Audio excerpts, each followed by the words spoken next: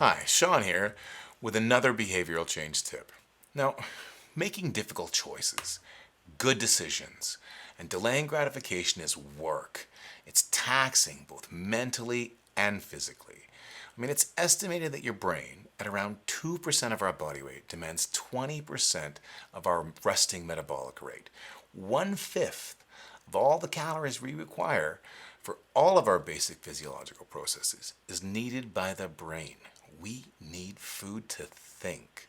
Now, let me give you an example. There's a well known study of hungry judges in Israel that really illustrates the relationship between food and our decision making ability. This study has popularized the idea of decision fatigue, and that analogy between the physical demands of exercise and the mental demands of having to make tough choices.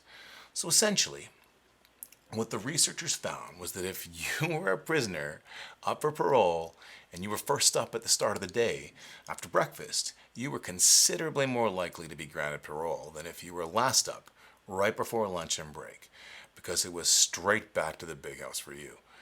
Throughout the morning, the work of decision making, the exercising their mental muscles, took its toll, and the decision fatigue set in. Those judges took the easy road and simply denied parole. Now, the researchers found the same cycle repeated itself after lunch. Okay, you might be wondering how this applies to you, but the results of this study illustrating the effect of a little blood sugar on the brain, how a break and some food can reestablish the motivated you, it reinforces the idea that preparedness and meal frequency can strengthen our efforts to make a better choice on the path to change. So, a little real world here. When you're heading over to a friend's for drinks, appies, and a summer barbecue, consider eating right before you go. I know it may seem a little rude to your hosts, but it's important, it's really important, to maintain your social connections and meet your goals for change.